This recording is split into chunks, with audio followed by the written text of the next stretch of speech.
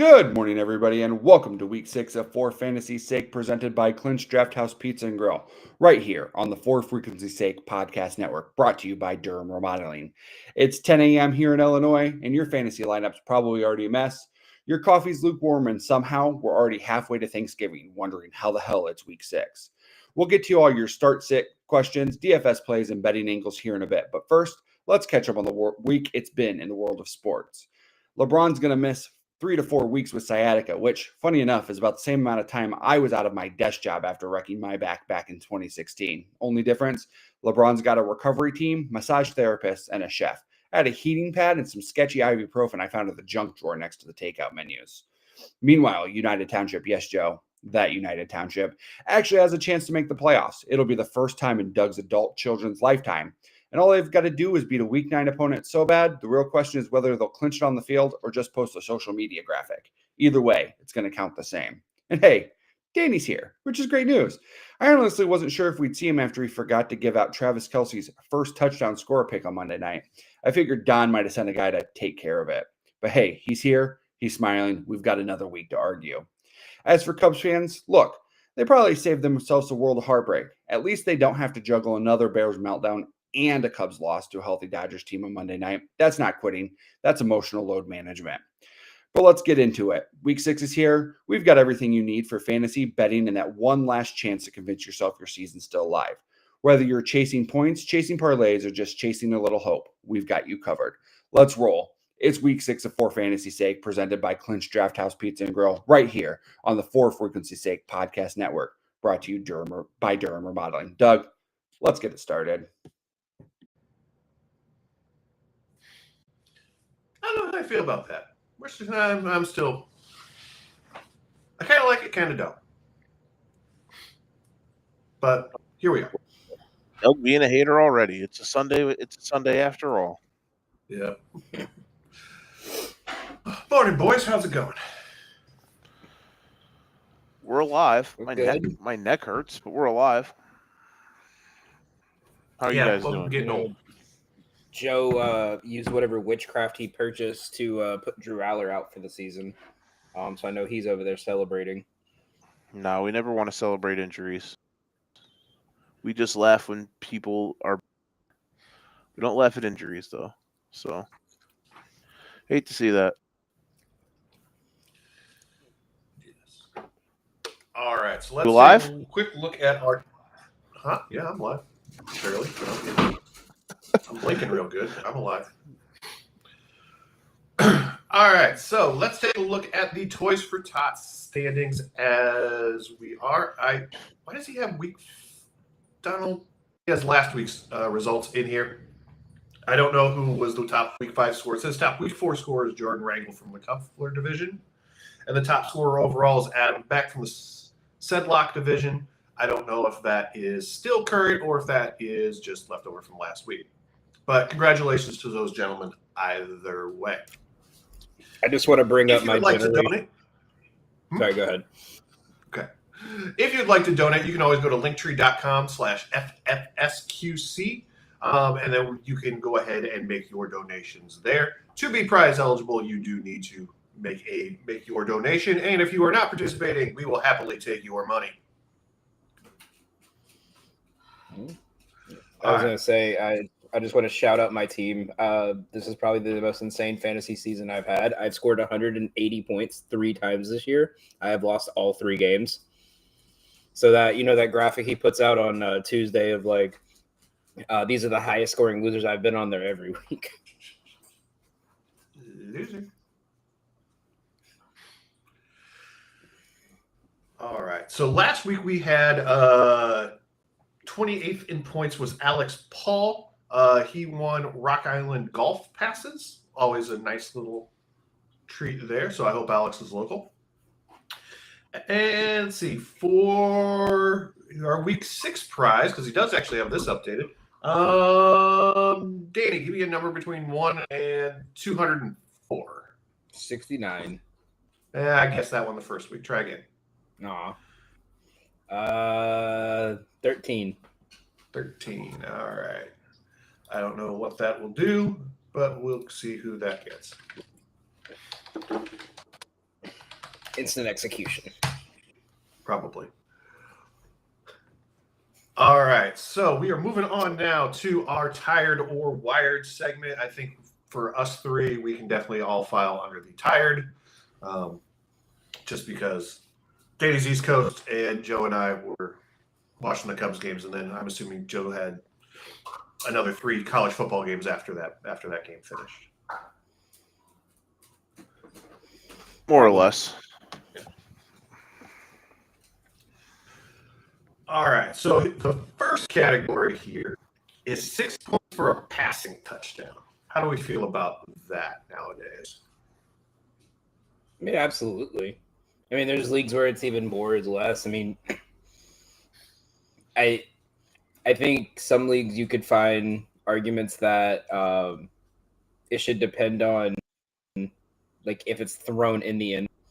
Because, you know, when you see those quarterbacks, it's, you know, I throw 2-yard dump offs and my receivers run 98 yards. Is a bit different than if a quarterback throws the ball, you know, 30 yards into the back of the end zone. But I think 6 points is fine for quarterbacks. Yeah, I agree too, because I like that better than 4 because it values the quarterback position more. Yeah, especially think about how often teams are going down to inside the 5 and just running it. So, you know, your quarterback's doing all the work getting it into the red zone, and then they hand it off. Mm-hmm. Unless they're Josh Allen or Jalen Hurts. Hey man, we all But love a good butt shove. Yes. Who doesn't love to get their butt shoved? Here's a butt shove. I'm sorry. It's all right. It's early. All right. I agree with you guys, actually. I'm actually a fan of the 6 points. I think 4 is a little silly. I think 6 is the right number. I think 4 is too low, and I think if you go anything over that, it's too much. So I like the 6 number personally. All right. The other category in this nonsensical discussion this morning is tight end premium. As someone who plays in a league with tight end premium, it's fun. I enjoy it. Gives a little extra spice. I don't think it really messes up drafts that much, where you got to start shooting your wad on drafting tight ends super high. But I think it's nice. It's cool, fun little quirk, little gimmick. So I think that's a good thing. Yeah, I'm with you on that, because in reality, it only really I feel like the only people you see who get mad about that are the ones who have to play Travis Kelce, Trey McBride, or Brock Bowers that week. In reality, because outside of, you know, it's kind of pick and choose. Yeah, I am much of a I could take it or leave it type situation, but anytime that DJ suggested, I shoot it down just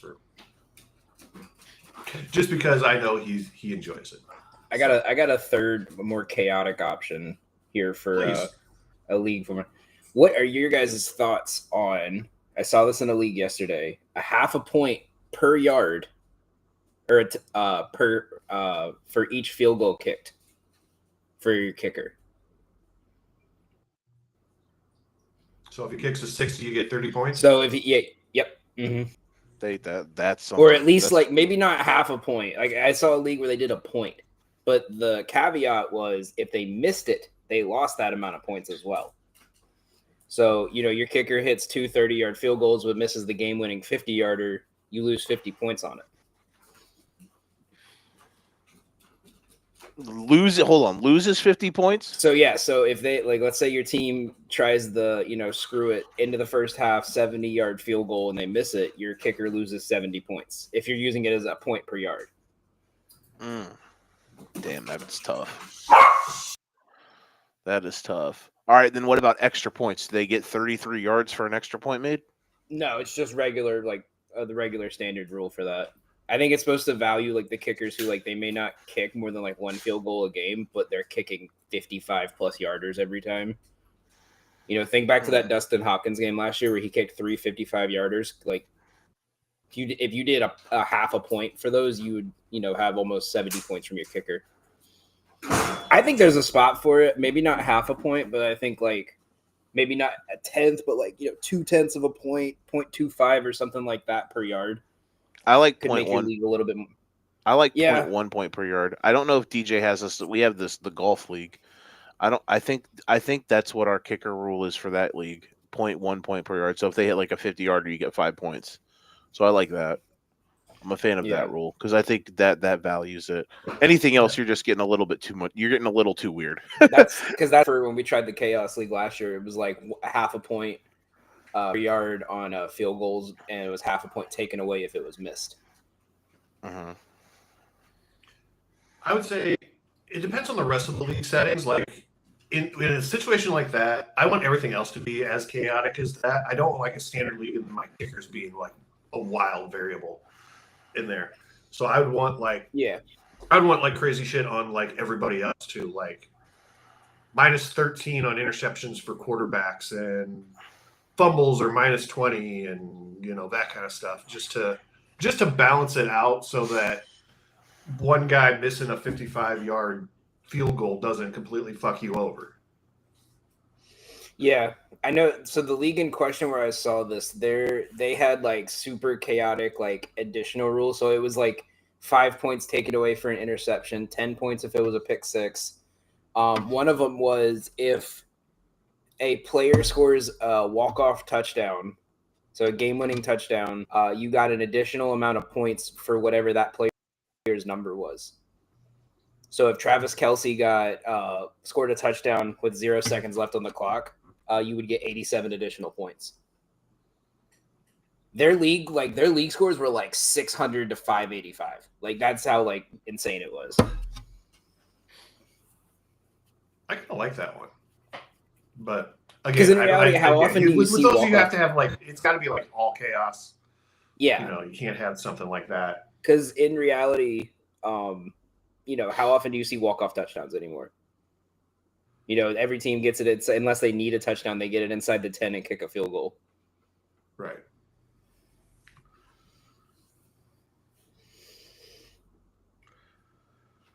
I agree with that.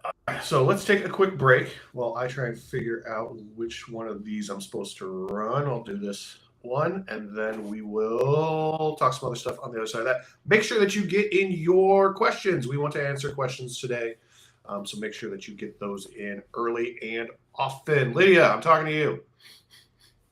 She's on. Durham Remodeling has been serving the Quad Cities area since 1973. And with over 50 years of excellence on their track record, you'll see why it's so easy to trust their experts when it comes to all of your home improvement projects. This family-owned business has you covered on all your needs. Protect your home or building from the elements today and get great roof repair services. Need new windows? No problem. Durham Remodeling can upgrade your windows and doors. Whether you want to upgrade the little details in your home or office, or want to tear a room down and start fresh, the expert contractors at Durham Remodeling have your back. Even the smallest changes can completely transform your space. Ready to start entertaining your friends for backyard barbecues? Durham Remodeling will help you plan, design, and build your deck and patio for the perfect outdoor space. Durham Remodeling's work is 100% guaranteed, so you can rest assured that you're getting the best service around. Call 309-786-6715 today for your free estimate for all your roofing, siding, flooring, windows, and painting needs. That's Durham Remodeling, 309-786-6715.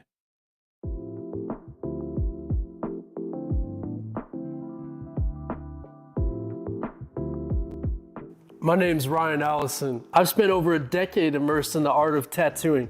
Sharply honing my skills has materialized into a diverse and prestigious body of work. Each tattoo reflects my relentless pursuit of excellence, and every client I work with is a living embodiment of that unwavering commitment. I will gladly and wholeheartedly embrace your distinct vision.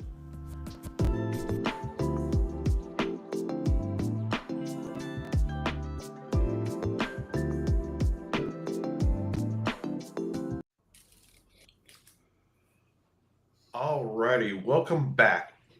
We'll talk about this more later, but I did want to just drop in the fact that next weekend will be a road game. We will be heading out to the local Last Picture House in beautiful downtown Davenport. We will be up on the roof We will attempt to not push DJ over the edge. And we'll be broadcasting live from up there, and that will roll right into their afternoon of showing games up on the roof. So, A, cross your fingers for good weather, and then B, come out and see us next week, live and in person. Yeah, should be fun. I'm doing a quick little weather check for next Sunday. Looks like it might be in the high 60s, so not great, but not bad. We'll take it. If it was this Sunday's weather, it'd be good because it's already it's going to be in the 70s, so it'd be a little bit warmer. But hey, we'll all wear a sweatshirt. We'll all be ready to rock. We'll all have some fun. Should be a good time. Exactly. Yes, we'll have a good time. We'll come out. We'll meet some folks. We'll have an enjoyable afternoon. All right. Next up on the agenda is our fantasy Tinder, and I'm glad he put this one in at the start because I've got a question of my own with this. So, first question: Can Joe Flacco can fix the Bengals passing game? Hard swipe left. This is borderline elder abuse. He already can't run. There's the best thing that's going to happen out of this is Jamar Chase will turn into a Mon-Ra where it's just 2 yards just so he can get the ball out fast, and Jamar Chase is just going to run for 100 yards. As someone who follows the Bengals, this was an absolutely terrible move, especially with Jameis Winston available. This will most likely, I think this is definitely Zach Taylor's final year. They're just going to try to drag it out. I think at a certain point they're going to have Burrow out for the year if he doesn't recover well enough, because this is going to be horrible. He gives him a better shot than Jake Browning does. But he can't run.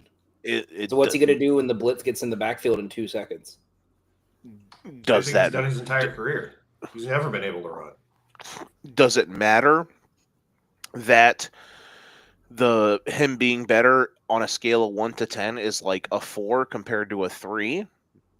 No, because that means he's better. But there's a better chance for them to have a downfield passing game, more than likely. Oh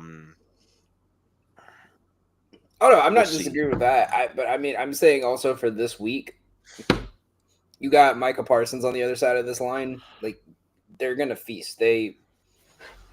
It's not gonna be pretty. Could very well be the case. Their offensive line has been very rough. You also got to think of this fact: they're still second in the division. That's the point. The AFC is a dumpster fire. Imagine, very unlikely. They're 14.5-point dogs or whatever. It's probably gone up. I haven't checked in a couple days since we did $100 picks. If they win, let's say they won today, they're in the fucking playoffs. Like, they'd probably end the day in the top 7. Especially if the Chiefs lose, then they're 3-3 and the Chiefs are 2-4. And they just got to hope that Burrow actually can come back at the end of the year, which we'll see. Toss up. I'm a little skeptical, but holding out hope because it'd be fun to see them try to, have a chance. But regardless, it's something they had to do. Do I wish they could have went out and got someone else, like maybe Jameis? I'd have more faith if it was him than Flacco.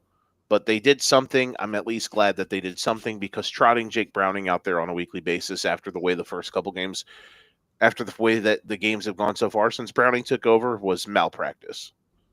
There's the word. I was actually going to say that. So good job, Joe. And they're lucky to even have that second win because, again, I've said it every week. I'll say it, the Jags got thoroughly screwed, but they got jobbed. They had a touchdown. They did it also by their own hand, but there were multiple plays that got taken away from them by corrupt officiating in that game, and the Bengals shouldn't have won. So we'll see. Going to be tough today for Cincinnati, but I would swipe right just on the fact that he's better than Browning. Follow-up question: How much improvement do you expect from this week to next week? Because he's basically had 4 days to learn a playbook as opposed to a whole camp. Next week will be a little bit better. You'll have time in with the guys, and the next week after that, and the next week after that. How much stock do you put into this first week? If I may go first quickly here, I think that for a fantasy DJ pay me for fantasy sake, zing. I actually think that this is going to be a little bit better because wow, the light looks a lot different when I actually lean back instead of up here where I look like a ghost. Shout out to natural light with my windows, even though the blinds are drawn.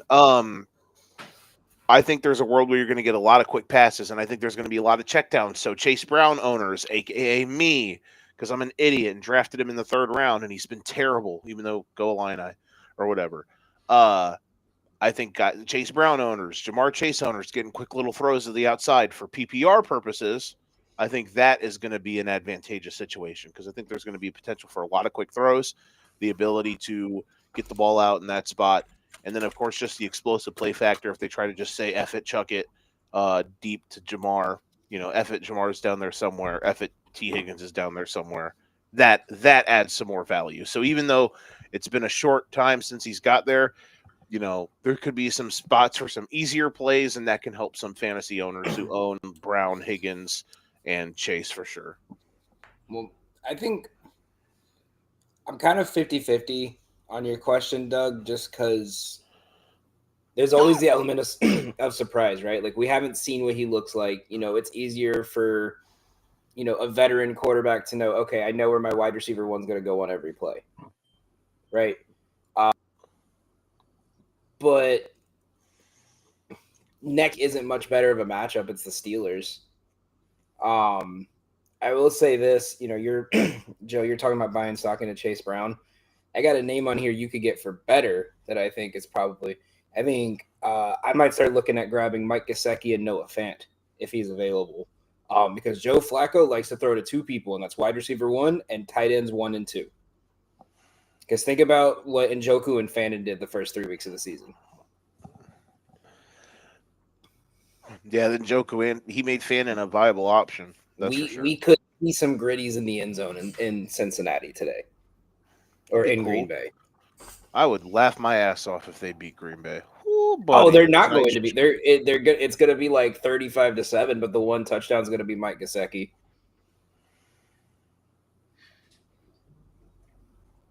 It'd be fun. Alrighty, next up, Rico Dowdle should be the RB1 in Carolina. And real quick, for those dropping the questions in here, we'll usually answer them at the end of the segment. So we're not ignoring you, and they're up here on the screen. We will be answering them usually, but at the end of the segment. Carol, absolute. They played Detroit. They played Dallas today. Absolutely. Now, is he going to go for 200 yards again? No. But I think, listen, as somebody who sniped Dowdle last week at the, last possible second because I had Chuba Hubbard, and I was like, screw it, I need somebody. So I grabbed Dowdle, his replacement. A lot of fun. Hopefully he can do something similar today. Don't think it'll be that much, but against that defense, I think he should have some success. I'm gonna hold on this one. I think I'm gonna swipe right, but I'm gonna leave it in my likes and not comment and not message it yet.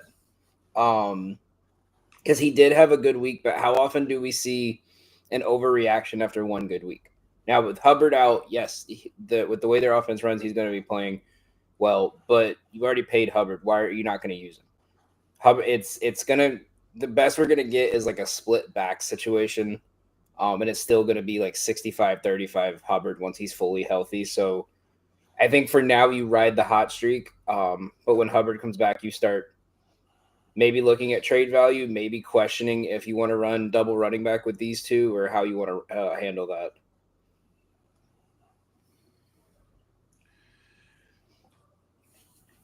Yeah, I'm more of I don't know. I'll agree with both of you. There, that makes it easy. All right. Next question from one Donald Jarvis Jr. KC's offense has turned a corner that they're good enough to sustain Worthy, Kelsey, and Rice fantasy-wise, for fantasy's sake. Swipe left again. I never trust anything involving a Kansas City offense. You never know who's going to actually be the target each week. I would take Rice for sure. Kelsey, tight That's end what right I'm now saying. Like is a you think partial it's a disaster. Worthy and a Rice game, and then it's Hollywood Brown. You think Kelsey's gonna have a good game? Noah Gray goes off for 3 catches and 70 yards. Has he ever had that stat line exactly? Let me do something. 2 here. for Let me do a little 55 is the vibe- best I've seen. Let me do a little vibe check just to see what he had last But week. yeah, Joe, the way you treat Buffalo's offense is kind of how I see Kansas City's. You just don't know who's gonna. You don't, and like the way they've been playing, you don't know if they're actually going to be a Super Bowl contending offense or if it's just, can we drag ourselves into the fourth quarter and get some Mahomes magic? Well, I think their offense is going to continue to rip. I just don't know. I think that's more of the logic that you were saying, which I agree with in a sense that you don't know who's actually going to go off.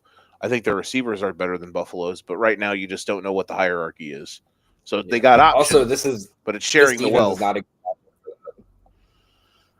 We'll see. I'm very. I mean, we're gonna figure out.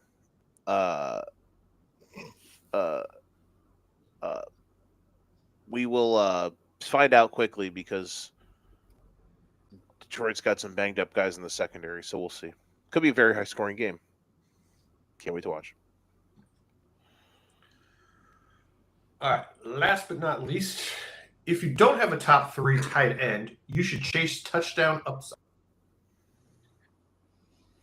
I'm going to swipe right, but I'm not going to say touchdown upside.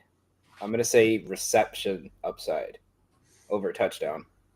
I think look at red zone targets, look for a guy that could get a touchdown, but in my experience, it's easier to get points out of the tight end that's going to get at least 5 targets and 20 yards than it is the 1 target in the end zone. Yeah, I think that's fair. There's a bunch of ways nowadays where you can look up who gets target share, who gets red zone looks, all that type of stuff. So I think that's the right way to look at it as well. Yeah, I concur. Touchdowns have been fluky since the game's been invented, so it's hard to predict that. You take a tight end and then Dan Skipper catches a 6-yarder. Yes. Just like the first touchdown of the season is always to some backup fullback nobody's ever heard of. Exactly. Who doesn't love a good Dan Skipper touchdown catch? All right, Doug, you want to run through the questions that we got here in the chat so far? Yeah, because otherwise this guy won't. He's threatening us. I love it. Put the pressure on. Yeah. All right. So, first, Drake May or Jaden Daniels. It's a 4-point touchdown.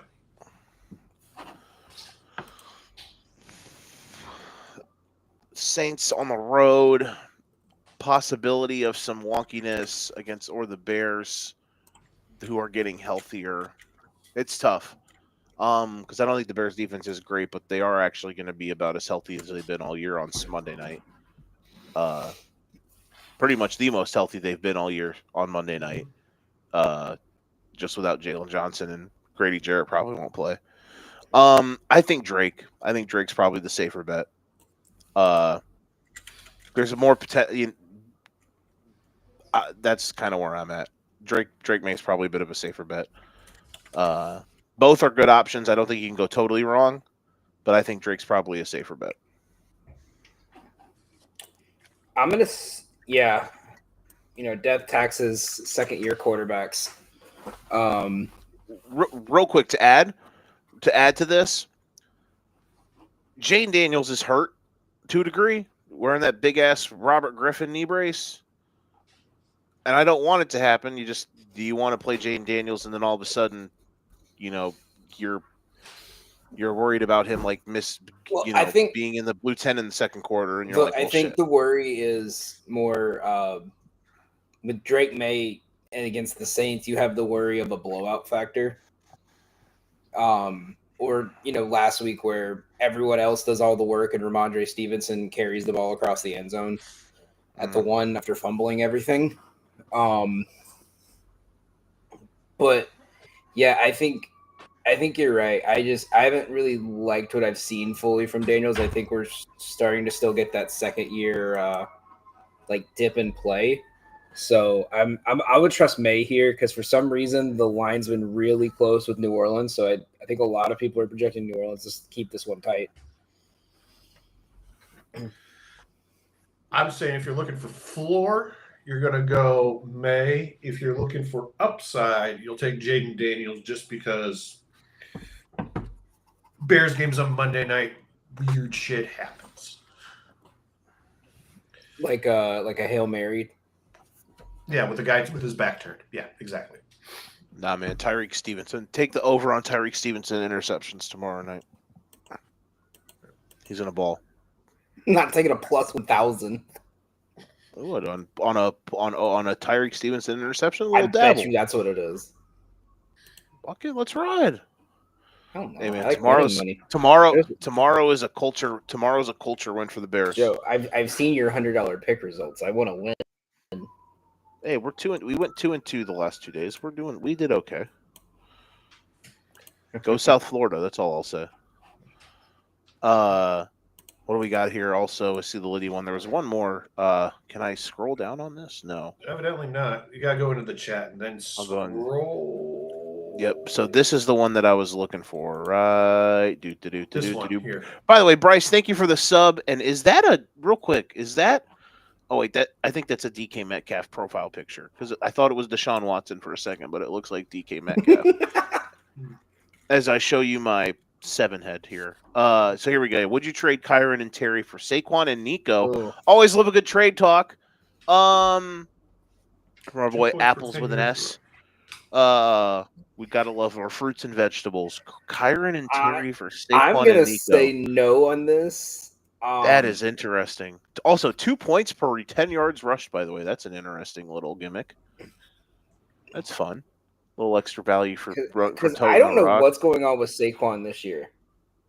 That is you know what though? This is a my problem for your problem kind of trade. Here's the question though: who do you get out of this? I'm assuming that he is getting Saquon and Nico, and honestly, I would do this just because the best player out of these 4 that I trust the most, I think, is Nico. I think is this guy right here. It's either this guy or this guy. So which one do you want to keep? This is one of those trades week to week. You're gonna say, "Why did I do this?" Or, "Oh my god, I can't. Thank God I did this." Like, it depends. I think I'm worried that I think Corum's getting a little bit more touches this year. Kyron does worry me. Not after 2 weeks ago. Not after the Niners game. I mean, Sirianni's been. I mean, you had 3 different times where Saquon was in the red zone and you ran it with AJ Dillon. The old glorious butt shove. Yeah, that's what I'm saying. Like any time where it'd be like, let's give the ball to our star running back. It's no, let's push our quarterback underneath 11 300-pound men and hope they don't hurt him consistently. It's a coin toss for me. I think for me, I would stay away because I can't find a clear side. If he offered it to you, then that's what I would say. What do you know that you're willing to give these guys up? So here's the thing. Can somebody pull up I'll just scroll through it. So I'm looking here per ESPN. Kyron Williams is 10th in fantasy running backs. At least this is PPR that I have on ESPN. So he's been pretty good. He's had one game he's had 2 10-point games, but other than that, he's been really good. He also caught a lot of passes against San Francisco. And the upside for Kyron is the Blake Corum usage because Blake Corum fumbled he dropped a toss 2 weeks ago when they played the Colts. And Sean McVay last week basically put him in the gulag. So we'll see how long that lasts. The other person that I think the 2 best players in this deal so far this year are him and Nico. Nico is 20th. Obviously, a lot of that is hindered by his first week of the season when he had about 5 points. So and you can potentially hope for some Saquon regression back to the norm. So I don't know. Like, it also depends too. Like, if your team is struggling, do you kind of need to spice some stuff up? If you're lacking at receiver, trading Kyron for Saquon might be a bit of a downgrade. But Terry's been bad this year, and he's been hurt. So getting Nico there when their offense isn't great, but it's starting to get a little better, I think that's kind of something you should value too.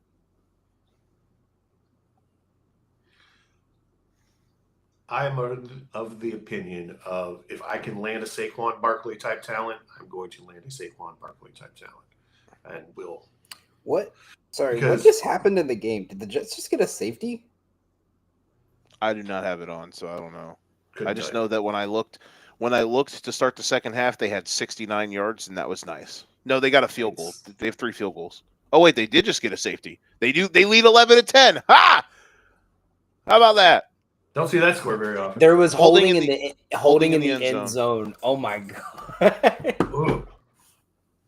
Oh, it was by Pelzuski, Illinois. No, That's what you get Bad. for going to Illinois. Jets are Jets. Jets are going to jet. the Jets currently now have 82 yards of offense, but they lead 11-10. Did you see my text about the dude who was shitting on me for taking Justin Fields under? Yeah, I did see that. It was late. I was in and out of life last night when I saw that, so I did not reply. But I did see that. You can take -2.5 for the Broncos plus money right now. There you go. Live bets, live alt line money lines, baby. There we go. All right, let's move on to a little flex, Mary, kill. Start. Oh, Lydia had a question. Oh, She's already subbed. We don't need to answer hers yet. I'm gonna tell her what she said. Don't do that. How long do you think the She'll laugh. Coits- She might laugh. I don't know. How long do you think the Coits, which I'm going to start calling them that now, are going to play well and win games? Do you think Daniel Jones' luck is going to run out soon? Gonna play well and win games. I have a hot take on this one. I shouldn't answer this because people will think I'm a Colts hater. You are. Yeah, because you and Don went for 30 minutes on Jags versus Colts. We got the content of the year. All right, so this is my hot take / predictions on the Colts the rest of the year. They're gonna go into the bye weeks in 3, and they're gonna finish the season 10-7 at best. I love how you do. I love when you do this. Because the last 7 weeks they play Chiefs, who are gonna. I think Joe, me and you already talked about this one. I think they're gonna play the Chiefs, who are gonna be in playoff mode. The Texans in playoff mode. They still have to play the Jaguars twice. They play the Texans twice. The Seahawks and the Niners. Their final 7 games are all teams that are going to be in the mode of like every win counts for a play. Is a potential playoff spot. Oh, okay. Gee, I hate the ESPN. And I love that because we're gonna get such great football out of this. And then this is where like we'll get to see like was the problem Brian Dable, or is Daniel Jones just not as a I can beat the bad teams, I can't beat the good teams on a regular basis kind of quarterback. No, man, he was touched by God, bro. He spent like 2.5 months in the Vikings quarterback room, bro. Daniel Jones? Yeah, he got signed by them last year after he got released. He was Sammy the Hammy's backup last year. I saw something that said watching Daniel Jones in 2023 and 2024. Oh man, Brian Dable's about to get fired. It was watching Daniel Jones on another team in 2025. Oh man, Brian Dable's about to get fired. I thought that I felt bad for my guy B Dabs until Thursday night, and I think that might have. I think the CTE boys. We are just 1 week away. Is that a good nickname for Dart and Scattaboo, the CTE boys? Because I kind of like it. I saw Caucasian Crew. Caucasian Crew's good. That's good. Yeah, that's the Concussion Crew. That is good. The Concussion Crew or the Caucasian Crew? Both of them. Let's say CTE boys, the concussion crew, the Caucasian crew. In 2 years, when the Giants win the Super Bowl and they're going to have to wheel Scatabo out in a wheelchair because he can't walk anymore, it'll all be worth it.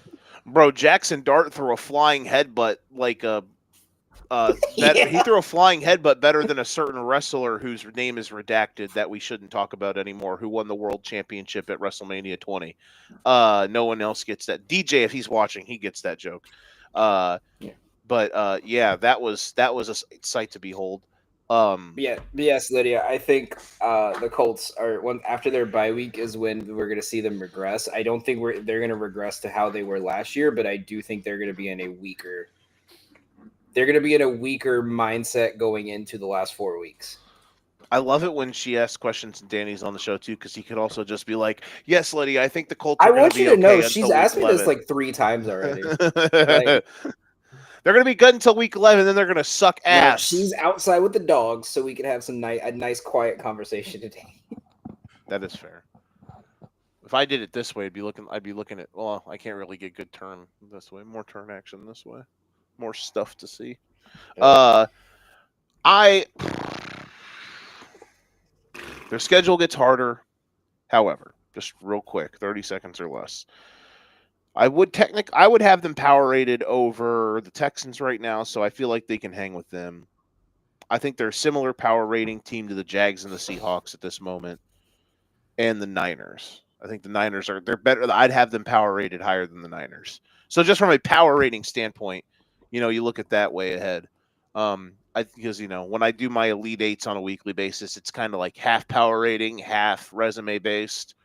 So I that's kind of where I'm at with the Colts. I believe in them being good. Their coaching is good. Their defense has played well. Their offensive line rips. Jonathan Taylor's a demon. So they don't need Daniel Jones to be a hero for them to be good. They just need him to not be ass. You know what I mean? And so far, he's been much better than ass. So he can fall off a bit and they'll still be fine. Next, Douglas. Next. All right. We have our Flex Mary Kill in the running back category of Jalen Warren, David Montgomery, or Michael Carter. Flex Monty, Mary Warren, ship anyone involved in the Cardinals off to Siberia.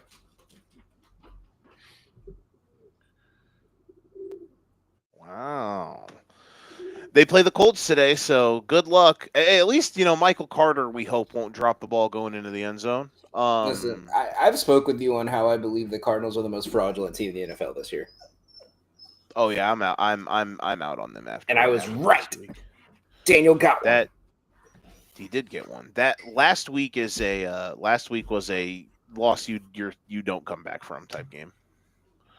So I will agree. 5-12. You married 20. This is Bears last year. Crazy loss. Should have won. 8-game losing streak right ahead. Implosion. Yes, Donald gets it. Redacted.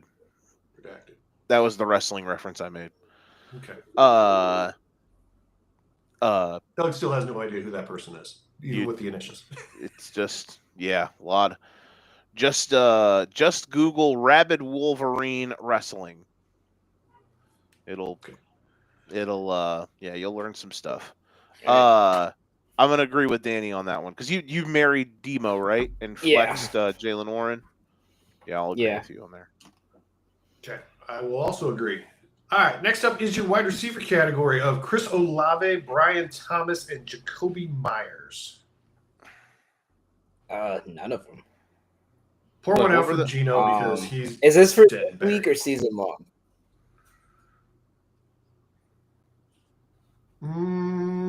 Let's go. I think we usually play this as this week. Okay, so this week. I don't want to do it, but I'm going to flex Jacoby. I'm going to marry Brian Thomas, and I'm going to put Chris. I don't want to say kill him because he's already going to be in the hospital by week 10. But yeah, kill off Chris Olave. Spencer Rattler finally got a win. What's the odds he plays great? Can get the ball to his top receiver 2 games in a row. Mary BTJ, flex. Who do the Raiders got today? They got the Titans. Oh, yeah. It's going to be worse than the game that I covered yesterday. And flex Jacoby Myers, kill Chris Olave because the Patriots defense is nasty. That's why I'm confused why that line's still at -3. Because it's a lot of on them. It's because of your favorite word, bro. Trap game. Big time trap game, bro. You're coming off the biggest. They're coming off. Well, it's not. Well, okay, maybe it's not a trap game, but it's like a reverse trap game. You know, reverse Uno card. Yeah, letdown. They're coming off their big. They're coming off literally the biggest win in franchise history since. Yeah, but it's the Saints. Since pre-COVID. Let's call a spade here. It's the Saints. The Saints, like Spencer Rattler saved his job for 3 weeks here. Our defense is middle-aged and horrible. I don't disagree, but the Saints have not been. Rashid Shaheed is our second best receiver right now. The Saints have competed in every game outside of one. They've been so like it's on the road. It's a team that hasn't been. It's a team. It's like. That's the cops coming for you. Listen, it's a New England. Do you trust? Can you handle your business type spot? So I understand why the line is down because it's a massive letdown spot. Like, can a young team handle their shit? Basically, can Drake May put 2 awesome games back to back together? I would never put any money on this Saints team in general because. Like, we don't know who our quarterback is, and I just know they're going to spend their top draft pick on a quarterback in this very bad draft class. And if it's not Dante Moore, I don't want it. Even if Dante Moore is not ready for the NFL, and I think right, I don't want. I don't think any of these guys that are going into the draft are going to be ready. Like, I think our best shot is Carson Beck, and I think that's a stretch. I would rather them shore up like an entire offensive line and then go get a quarterback next year. We'll see. It'll be an interesting. It will be an interesting game. That's for sure. Like if that game is 16-10 in the fourth quarter, I won't be shocked. Yeah. All right, flex. What do we got? Next for the flex position is Ja'Cory McCroskey, Merritt, DK Metcalf, Lad McConkey. Bill. Let's see here. I'm going to go Chargers play. Looking here at my guess the lines Rolodex, so I don't have to keep going back to the old ESPN app. They play the Dolphins. Okay, I'm gonna say marry Ja'Cory Krosky Merritt. Unless TJ Edwards can shove that in my eye hole tomorrow, which I hope he does. And I will flex DK Metcalf. Yes, I'll flex DK Metcalf, and I will kill Lad McConkey. Like, I need Lad McConkey to have more than one good game before I can trust that he's going to have a good year. I'm going to flip that on you. I'm going to take Bill as my flex. I'm going to marry Lad, and I'm going to kill off DK this week. Okay. That is fair. That's another game where it's like I said it on $100 picks. If Browns Steelers is 12-10 in the fourth, are we going to be shocked? As much as we shit on the Browns, their defense has been one of the best units in the NFL. Follow-up question to that I wanted to ask, just because I just saw it on ESPN. Steelers are Oh, shit. I might have to hold on. Sorry. I'm sorry. I actually might have to redo that as well because I just realized Quentin Johnson's out today. So I will flip. I'll kill DK, flex Lad, and start. Yeah, I had insider knowledge on this, and it's just because me and Ray bet on it. So I knew we bet on Quentin Johnson, so I knew Lad McConkey was going to have a great day. There you go. All right, follow-up question. The Steelers have won their last 8 games coming off a bye. They are playing the Cleveland Browns today. Does that streak continue? Yes. As long as it's not by more than 5 points. There is like 15 different betting systems of like Aaron Rodgers in division, Aaron Rodgers at home in division, Aaron Rodgers after a bye week. Also, this is a terrible spot for the Browns. Joe, I don't know if you put this into your play, but the Browns just came back from international play and they did not take a break and they did not take the bye week. So, and then they played what, West Coast the week before that. So their body has been in conflicting time zones for the last 3 weeks. No, they played the Packers or the Lions before that. So their time clock has went from Central Time to international back to East Coast time in the last 3 weeks. And you have a second year a quarterback in his second start versus Mike Tomlin. This has Steelers all over it. I don't know if they cover. This game's either they win on a field goal or they win by 100. But this game just reads Aaron Rodgers masterclass to me, and I hate saying that because he's 42. We'll see. Yeah, it could. Well, it would be interesting. That was a thing that I definitely thought of, and it was a there was a definite. There's a column that's nice and not. How about that? Wait till I have a few beers in me. Yeah. Where are they? Type shit. Listen. I took it into some consideration. I was more of a based on the history of the game type stuff. Can I make a quick comment? Speaking of the gambling universe. Listen, the Broncos could go on a 14-0 run in the fourth quarter and make the point I'm about to make useless. I watch so much football content, and especially smart people who talk about gambling. It's not the main thing they talk about, but it's diced. It's sprinkled on top of the stuff they talk about. That's why I like watching it. The shows that are just gambling, not for me. Outside of the Golden Ticket Show on Thursdays and College Juice on Wednesday. Shout out to those folks. Regardless, how many times do you got to hear people say, don't bet on the international games in the NFL? And then every single week, people bet on the NFL, like they put their picks out and they're like, we're going to bet and we're going to talk about being 1-0 before 10 in the morning because we're betting on the London games. No. Last week or 2 weeks ago. Hold on. I'm going to cook here. 2 weeks ago or last week or what? 2 weeks ago, everyone was like, hammer the Vikings over the Steelers. The Steelers suck. Aaron Rodgers can't be good against the blitz. And the Vikings are going to kill him. And Pittsburgh dominated, even though, it was 24-17, but they cooked the entire game. What was the spread last week? Only 2.5 against. I guess nobody really took that game that much. But today, lay it with the Broncos. The Broncos are going to kill the Jets. -7.5 automatic bet. Even though after they got killed on laying their portfolio on Minnesota against Pittsburgh, they come right back and they're like, yeah, we shouldn't bet on we shouldn't bet on the international games. We know too much. We know better. And then they come back and they still say Broncos -7.5, lock of the century. The Jets suck, and they're losing 11-10 in the fourth quarter. I just wanted to point that out. So it's hilarious to see this every time we have international games.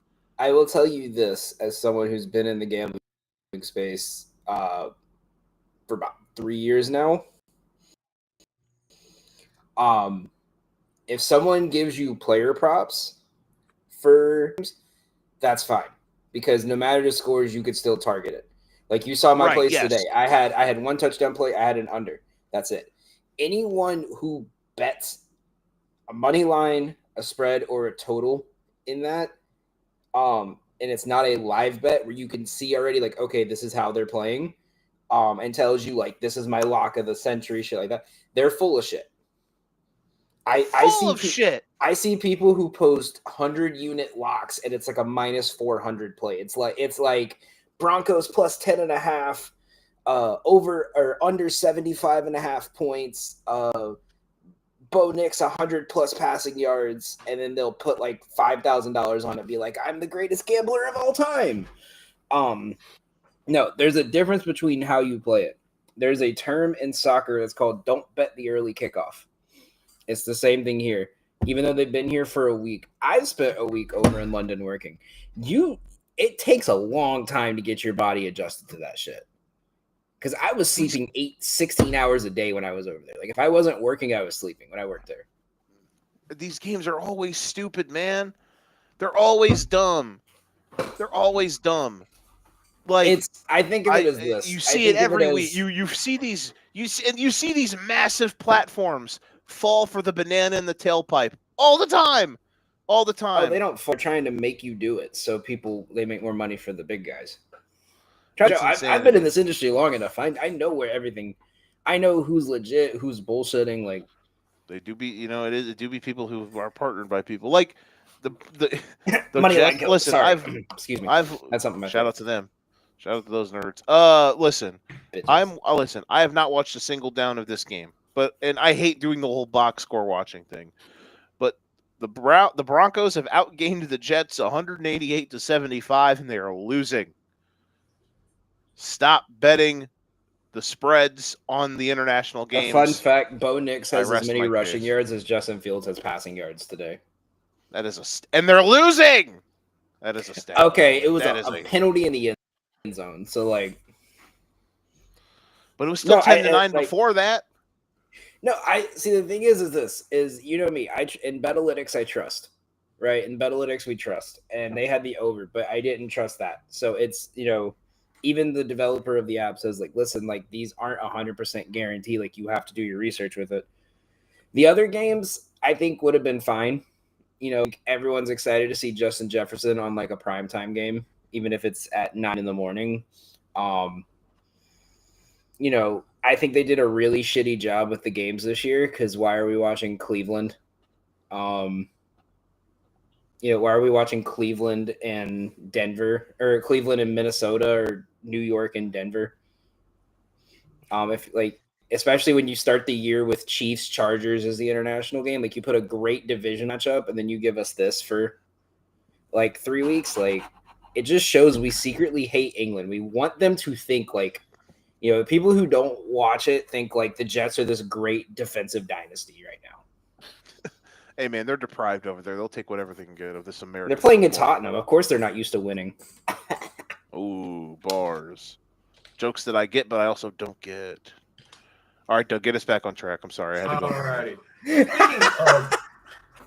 Speaking of Aaron Rodgers, for your super flex, you have Aaron Rodgers, Tet McMillan, and Travis Etienne. I'm going to flex Tet.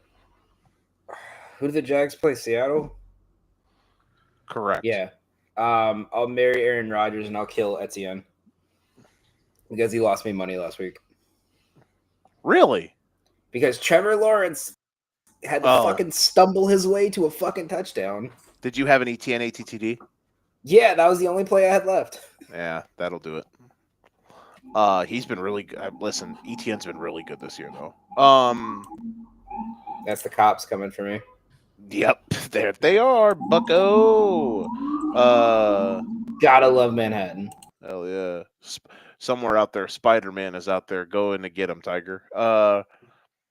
I'm going to marry Tet, McMillan, flex, Travis Etienne, and kill Aaron Rodgers today. Just because someone has the Browns plus the points, and we need Aaron Rodgers to not be great today. I'll agree with Joe just because I hate Aaron Rodgers. Doug's a hater. That's an absolutely valid crash out. I agree. Yeah. Doug said fuck him, so we all say fuck him. Yeah. Get him out of my life. Get him out of my. So when Aaron Rodgers passes away in like 10 years, will you guys wear the owner patch for him, like all the other teams do when their owners pass away? That's a good one. Good joke. Good joke. Funny joke. I like that. That was a good one. Sorry, hang on. Let me look at my Saints record real quick. Okay, never mind. I'm back. I'm back down to earth.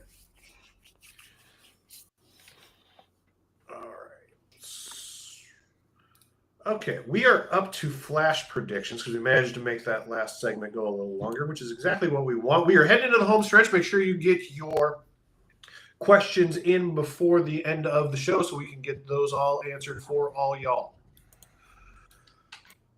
All right, so we are going to have a couple. Each host gives 2 to 3 predictions. Oh, we never seem to get quite that far with this, but Joe, what are you feeling today? Well, I look at the slate. Well, listen, I've obviously given some love to the Browns plus the 5.5. Another like quick betting one for me, and then I'll let Danny maybe go into some props that he likes because I know he's got them ripping or some fantasy love.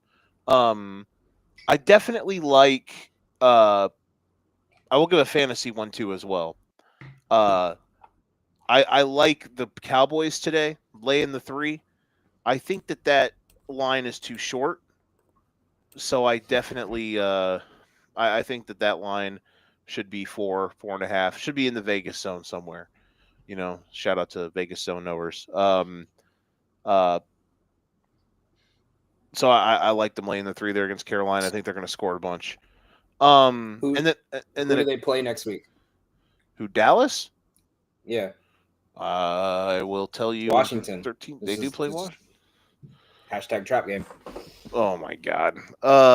You're out here. Keep in mind also the last time those two teams played, Dallas won by like 50. So that's going to be sitting on their mind. Who, Carolina? Yeah, that was a game CeeDee Lamb had like 40-something fantasy points. Yeah, I think Dallas is actually like kind of good. They're not bad. They're kind of good. And Carolina, I'm still kind of iffy on.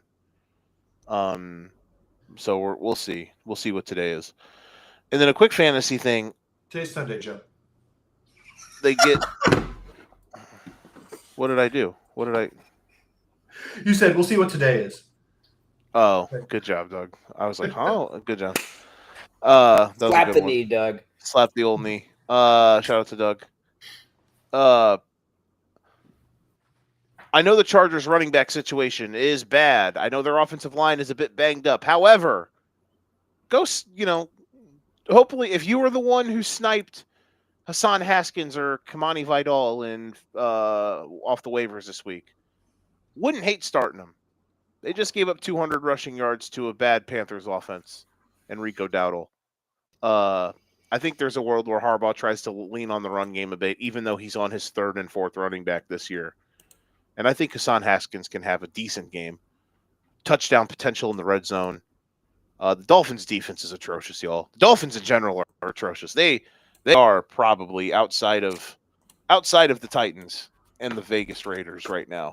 They are, and the Jets, obviously. They are on the Mount Rushmore for worst teams in the league at the moment. So, I like the ability to get some, an under the radar fantasy hit today.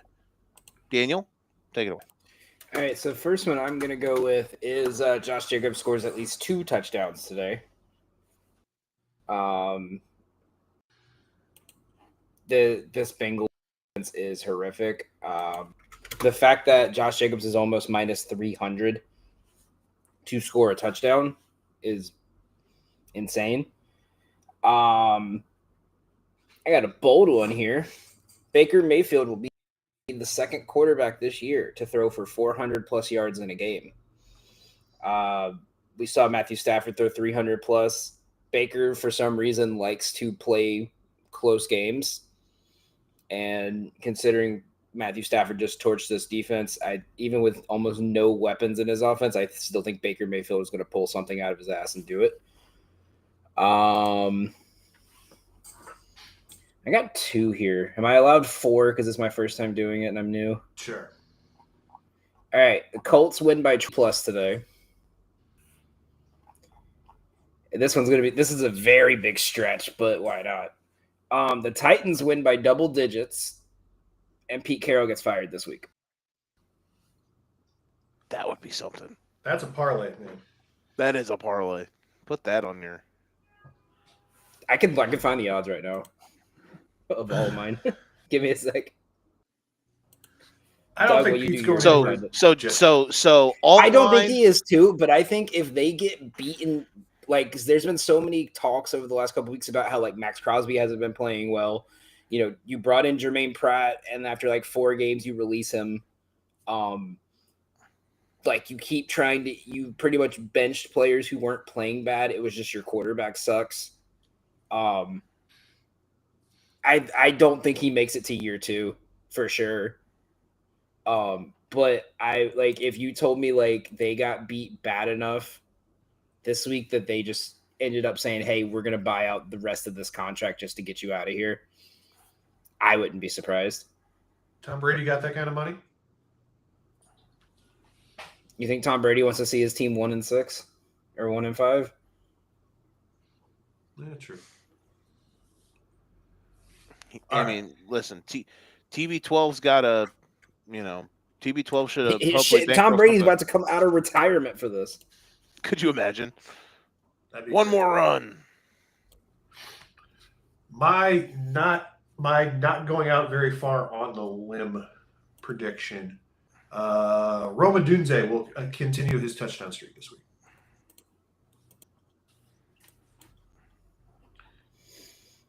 I can see it. I don't know how I feel about this defense. For Washington? Yeah. I would love it. Rome's been awesome, man.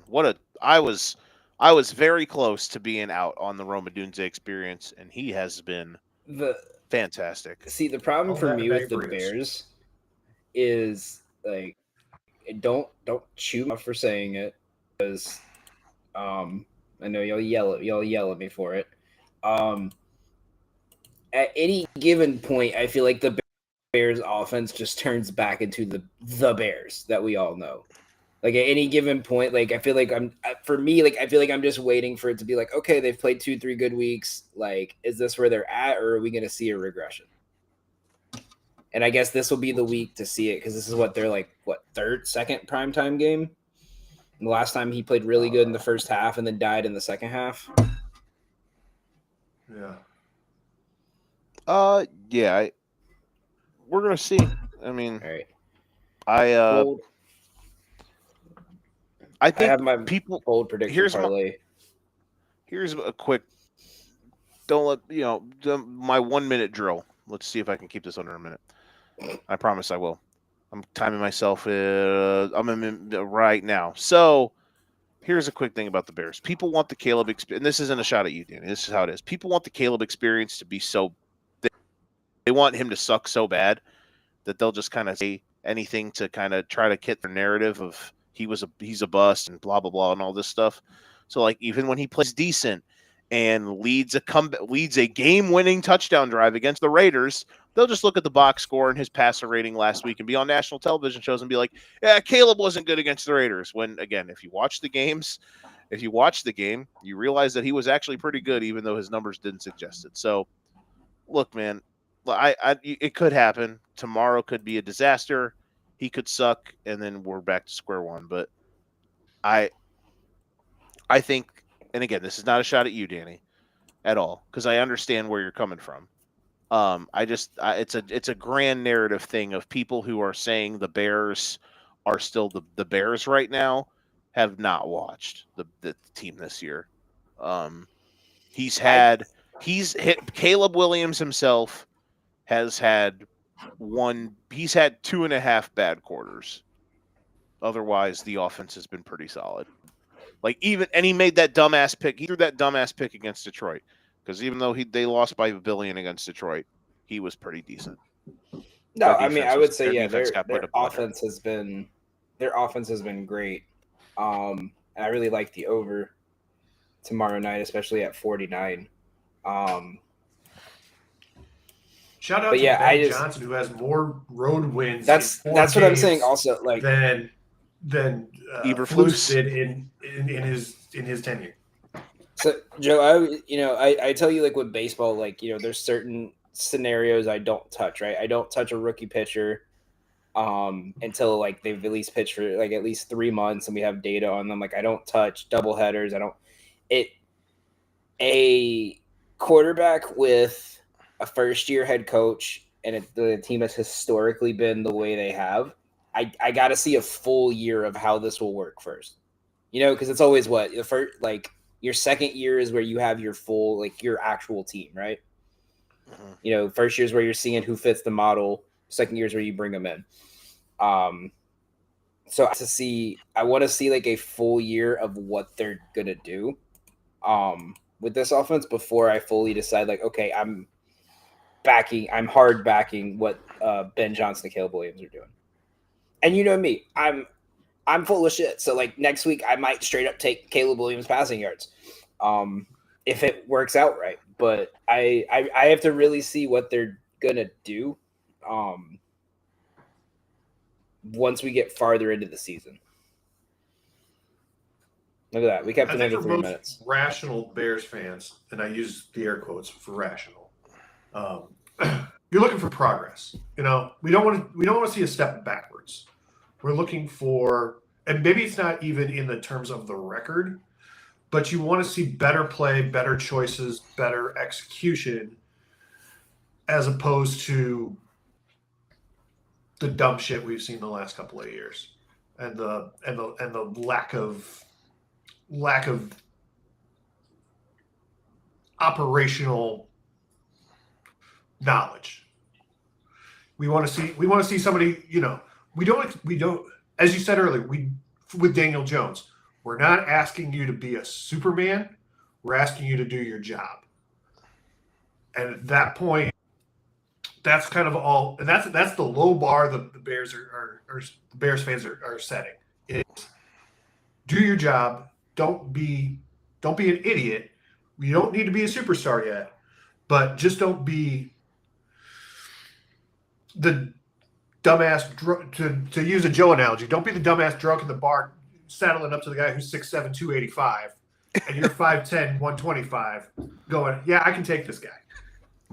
I would land that analogy. I think I would try to land that analogy. That's a good one. We got to introduce the Don analogies to Doug. Sometimes you got to go hit on the fat chick at the bar. There you go. Sometimes. All right, I have my parlay here for that. I guess we could call it my wouldn't it be hilarious. Josh Jacobs 2 touchdowns, the Colts to win by 14, Tennessee money line, Baker Mayfield 3. I put 300 because 400 plus passing yards is 36,000, and DraftKings will not let me put that in a parlay. It is plus 8,891. Let's go. You hit it if you would like. If you don't like those odds. Shout out to Boost, baby. Boosted. Fuck it. I'll put 10 cents on this. All right. We are now into the home stretch. So let's go ahead. Ooh, we got a question. All right. Here come the questions. Oh, it's DJ. Never mind. Of course, it's from DJ. It's DJ. Never mind. We can skip it. Yeah. Well, at least we'll throw him a bone here. Who the hell is Bam Knight? Zonovan Knight.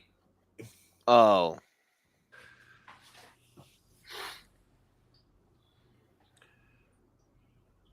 Okay. Hey, listen. You know what? Joe, let it sing, right? Someone's got to run the ball on that Joe, team. I have a serious question for you. Are we seriously taking that play that Ray just put in the chat? Taysom Hill, 13 rushing yards. I like it. I love how Don responded to it, by the way, too. Yeah. That's good. I mean, yeah. What is it? It's over on his rushing yards? Yeah, 13.5. Why not? Have some fun. Taysom Hill over rushing yards. You can find it at 13.5. $100 right now. It's our $100 pick. We're both taking it. Yeah, baby. We're putting in that little extra. We're borrowing from next week to put it. I'm kidding. So there you go. Go team. All right. Speaking of next week, we're going to run a quick promo, and then we're going to take a look at the top players at every position, because I forgot to run one. Fantasy football fans, join us Sunday, October 19th from 10 to 11:30 a.m. on the roof of the Last Picture House for a live podcast experience. Hang out with the For Fantasy's Sake team, chat about lineups, sleepers, and DFS picks, and ask your burning questions. Whether you're a diehard fantasy fan or just love great conversation, it's the perfect chance to connect with the community with a view. Expect a live podcast recording, Q&A with the hosts, and the chance to meet fellow fans. Bring your questions, your stories, and your enthusiasm. Let's make it a morning to remember. Plus, stick around after the podcast to watch Week 7 of the NFL on their rooftop screen. I want to know when Nick says, great conversation, the two ladies clap their hands. I want to know who's who. Who's the hand clappers here? Is that The Broncos are legitimately poverty. How did you get it inside the 5 on the Jets? Did they not score? No, they kicked fucking field goal. Gotta love it. That's also All DJ, right. so I don't think we should answer that one. Yeah, it's fine. Unless it's All right. Doug and he's just commenting from the computer from Restream. No.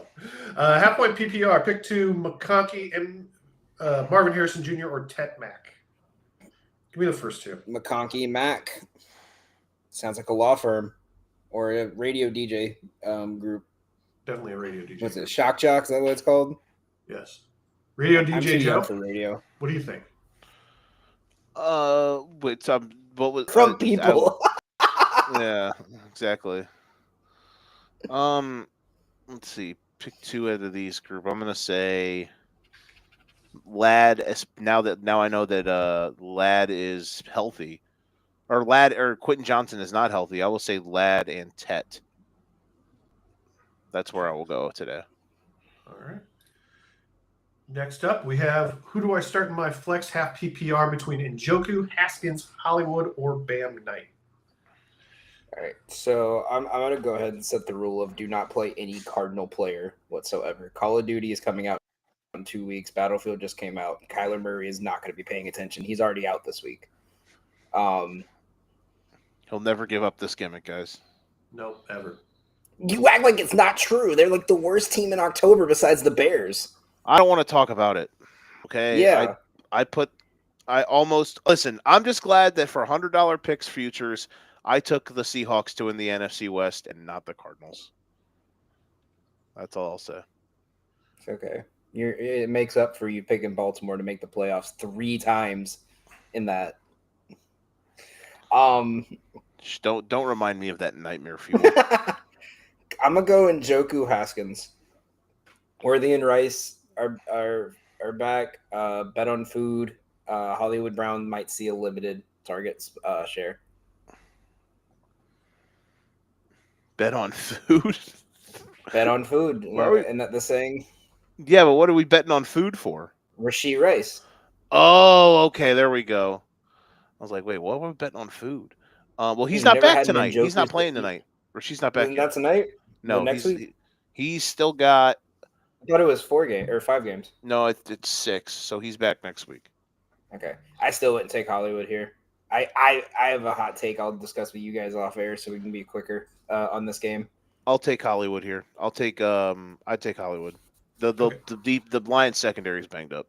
All right. Sweep it. All right. Who is your quarterback one for the week? I guess I don't need to rush through this. Who's your quarterback one for the week? Who's your quarterback one? Slow motion. Sorry, I'm just looking over here at my Rolodex of all the games, so I don't have to pull it up on the app. I'm going to say, can I give 2 possible answers? Is that cheating? Yeah, it's cheating, but we'll allow it. It's either going to be someone in the Chiefs-Lions game or it's going to be Baker Mayfield.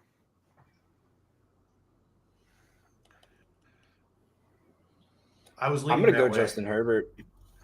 Well, I think with their running game being hurt so much, they're just going to air the ball out for 4 quarters. It would make the 37 Chargers fans on the planet that exist, it would make them feel a lot better because right now they're probably thinking their season is going to hell. True. Or they're wait, that's Chargers. Never mind. I was thinking Seahawks. Never mind. Okay. I'll take Goff just to watch DJ cry, just because that's all my picks ever are. Hell yeah. He's a hater. Respectfully. I do. Doug said fuck him. Everyone except DJ said fuck him. Yep. All right. RB1 for the week. Did we see it on Thursday? He had 30 points, didn't he? Scat Pack. Hell yeah, bro. The concussion king. I'm gonna say McCaffrey.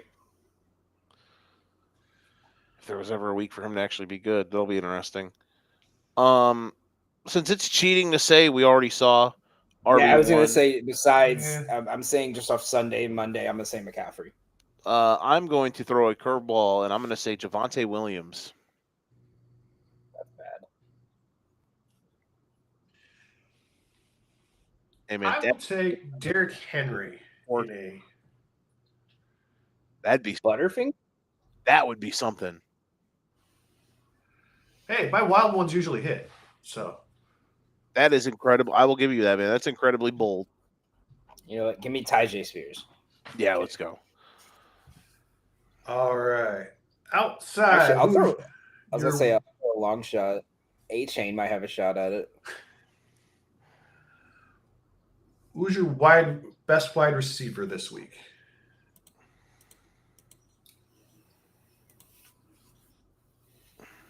Daniel? Everything in me wants to take Chalk and take Nakua, but I'm going to say the other guy with a funny last name, Emeka Egbuka. That's a good one. I'm going to take Chalk and say Nakua. He might have like 290 yards today. Absolutely. The Ravens are terrible, bro. The Ravens are fielding an XFL team. Like, that's how bad the roster is right now. At least on the defensive side. They still have Derrick Henry. I'm going to go all in and take Rome for tomorrow night. Let's fucking go. Come on now. That's what I'm talking about. When in Rome, baby. Stand up for what you believe in, Doug. Okay, but then you're going to get a crotch shot. Okay. He doesn't have one of those moving cameras. All right. Tight end one for this week. The Cavender twins' boyfriend, Mr. Jacob Ferguson. He's been balling, bro. He's got to be tight I had end to one make in sure I put his fantasy, names. right? I didn't know if ESPN has if tight Doug end knew. one. I say he's Yeah. got to be tight end one. He's averaging like He's getting 9 catches. plus per game. Yeah, he's getting like 9 catches a game. It's been silly. He had like 14 Actually, catches against the Bears. I'll throw a little sneaky long shot in with that one too, and say Darren Waller, because for some reason Tua has decided that Darren Waller's concussed head is the next Tony Gonzalez. Hey man, listen. I just want to know what WNBA player is that doesn't like Kelsey Plum is revenge. Is petty sliding in Darren Waller's DMs right now. That's all I'm curious about. In a league full of lesbians, probably not many. That's a great point. Like, what a bar. Listen, shout out Aiden Wilson, the first person to ever hit a game winner over a married couple. Yeah. Yeah, no shit. No shit. In their eye. Imagine going home and be like, yeah, babe, like you couldn't have jumped 1 inch higher. Like you couldn't have put the one. Yeah. That was supposed to be you. That was you. Yeah. You were supposed to guard her. Did she? I know she hit it over 2 people. Did What she was really hit it over? Didn't one of them? Did she really hit it over Bonner and her wife? Yeah. Mm-hmm. Oh my God, that's legendary. What was it I last didn't realize year with that. Dejanay? What was it last year with Dejanay in Connecticut beat her wife's team in the playoffs? And she's like, "Are you mad at me?" And she's like, "We'll talk at home." And just walked away. That even makes that more legendary. That officially makes A'ja the greatest women's player of all time. Fuck it. I'm putting that on. I'm stamping that. What a legend. Crazy to think that the MASH unit fever took them to 5 and almost beat them. On today's episode of WNBA, on today's segment of WNBA Corner on four fantasy sake. Hey, this is the most that I've touched. This is the closest that we've had to watching the W segment in 3 months. Hey man, we're out here. Listen. So tight end one, God, Jake Ferguson, great by you. Darren Waller, shout out to I don't even think Cameron Brink. Now she's married, or engaged. Sophie Cunningham, she could slide in Darren Waller's DMs. She probably does. Is she got a man? See Hull. She was trying to get the T. Instead of giving us I just want to know, bro. I feel like Kelsey Plum is generationally hated in the WNBA because she's the way she Joseph, be hating. you're She's a tight end generational hater, and women are petty. I have a feel like some man. Just saying. So yeah, I'll go with I'll go with Tucker Craft. There we go. All right, give me. I'm looking over here at ESPN, but they're doing quarterbacks right now. How many tight ends can Doug name in a? Yeah, Justin Fields might win this game with 38 passing yards. That'd be hilarious. Doug, name the Give me tight Brock end Bowers. on the New Orleans Saints. I'm going to take Brock Bowers. Oh, isn't he hurt still? I don't know. Is he back? He's not playing. Doug, name the tight end on the New Orleans Saints. Taysom Hill. That's close enough. That's close enough. Funny. Hilarious. Oh, boy. Taysom Hill scores a touchdown today. I'm just going to be like, you know what? Close enough. Welcome back, Dennis Allen. Doug's going to put in all of our group chats, he's going to put the Elmo fire emoji gif, and then he's going to put like him like a wizard. He's going to put Harry Potter. Doug's going to like casually through the week be like, yeah, did you guys know about tight end? Like, you know, like he's just going to start naming facts about random tight ends in the league for the rest of the season. In 1977, tight end for the... He's going to be like, hey, Daniel, what's your thoughts on... 77. Oh, wow. He's going to be like, Joe, Daniel, what's your thoughts on Elijah Arroyo? Yeah. Oh, new game segment. Is this an NFL tight end or a made-up person? Two tight ends are a lie. Oh, we can play who we play for. Bro, I was listening to a podcast. Oh, it's so funny. It's so funny. And it's a fantasy football podcast, and they talked about at the end of their show, they talked about the Coachella lineup being dropped. So usually every week on their fantasy show, they used to, when he was having his moments, they did two tight ends that scored more points than Kyle Pitts and Eli. This year they've been doing two receivers that have two receivers that have scored more points than AJ Brown this week and Eli. And then they at the end of when the Coachella lineup dropped, they did this thing they did two Coachella bands and a business work platform, online platform. It was so funny. Great content. Yes. Last week on here, we were talking about I need money and it's my money and I need it now. And just because Mason's so young and just to fuck with him, I go, what team did JG Wentworth play for? and you can see the gears turning in his head for a second. Then he goes, "What team did JG Wentworth play for?" Oh, that's good. That's really good. 877 cash now. I'm gonna come up with some players. We're gonna have to play who we play for with Doug next show. I'm on. And then all of a sudden, DJ is gonna pop in the chat and hit us with the Guangdong Tigers, or like a UFL. Yeah. He'll pop in UFL team. Yeah, yeehaw! He'll pop into the chat. Name some UFL team. The Houston Roughnecks. We did that with Steve and Don. Is this an MLB minor league player or is this a made up character from a Japanese baseball video game? And the names were like Truck McGee. And I covered a Bandits game, who was the minor league team here, and the opposing team had a outfielder named Rock Shoulders. I know him. Fantastic. Yeah. Yeah, I was just like, that's a baseball name. Bro, if the Jets win this game, it'll be hilarious. My absolute favorite one is the guy that the Red Sox called up this year, and his name is it's supposed to be like Jonathan, but it's spelled like JHOSTXYN. His nickname is the Human Password. That's good. That is a good one. Yeah. Just out here, I'm gonna name my son, if I have a son, GLTVYL, and his name's gonna be Bob. It's pronounced Bob. Who are you to judge the spelling of my child's name? So we got Megan. one of these guys actually plays for the Quad City team this year. His name is Rivertown. Really? Yeah, this guy was a top prospect this year. Alaska Abney.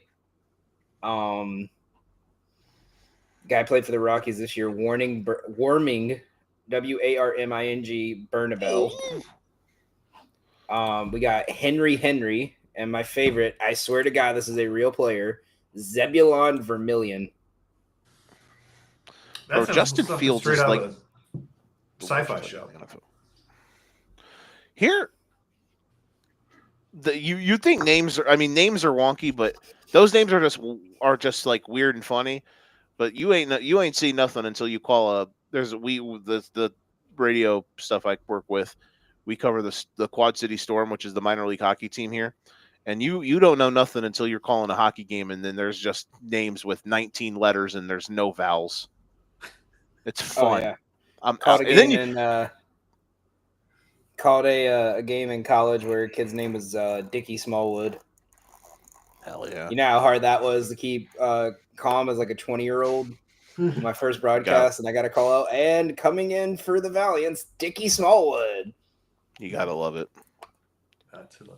All righty, that will do us for this week. Make sure that you stop out at the Last Picture House next week if you want to see us in person. Otherwise, we will be back here on the platforms next week. So for Danny, for Joe, for me, we will see you all next week. Thank you to everybody for tuning in, and have yourselves a good week.